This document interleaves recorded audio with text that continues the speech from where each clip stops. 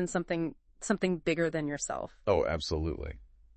Well, that's exactly where we're headed in today's deep dive. We're diving into the story of George Müller. Mueller, okay? This guy decided to build an orphanage back in the 1830s, and get this, he relied on nothing but prayer to make it happen. Wow, the 1830s, that's ambitious to say the least. But no kidding, right. So we're talking about Victorian England, a time when, well, let's just say orphanages weren't exactly known for their cozy atmosphere. Yeah, pretty bleak often. Bleak is putting it mildly. But Muller, he had a different vision. He didn't just want to provide a roof over their heads. He wanted these kids to have a real childhood. And that's what I think is so remarkable about Mueller.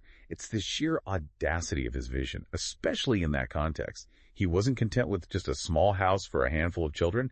This man set out to care for thousands. Thousands. Can you imagine the logistics of that? The food, the clothing, the education. We're talking about the equivalent of raising roughly $180 million today. It's mind-boggling. Yeah. And that's where his approach becomes even more extraordinary.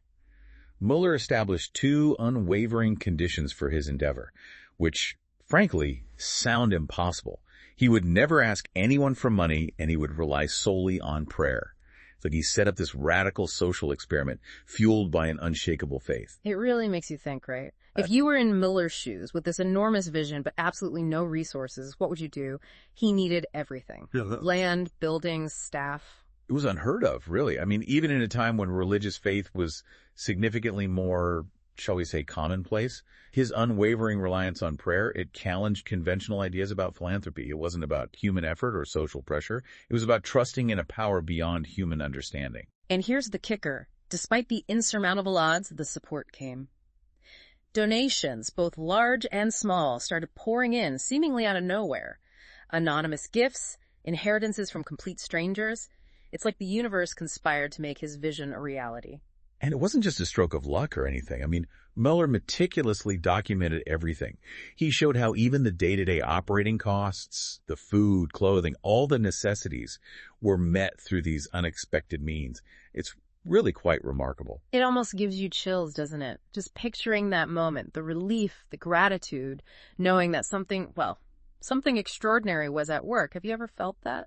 Absolutely. You know, one day it might be a timely profit from a publication, the next, a complete stranger just feeling compelled to give. Yeah. And we can't overlook the ripple effect of all this.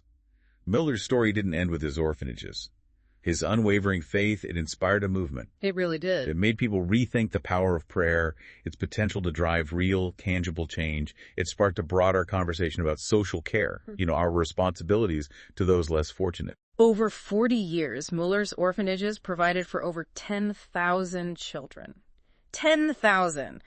That's incredible. Think about the lives that were transformed. They were given not just shelter, but an education, skills, a future. All because one man dared to believe in something bigger than himself. Really powerful stuff. He famously said, "I had never been able to think of the orphanage as my work, but as the Lord's work." And honestly, I think that says it all. It's a testament to the depth of his conviction. It really makes you wonder, could this level of faith and impact happen today? What do you think? It's a great question. It's one I'll leave with all of you. As you reflect on Muller's story, ask yourself this. Where in your own life could you use a little more of that radical trust? What seemingly impossible dreams might you achieve if you dared to believe? Wow, something to think about.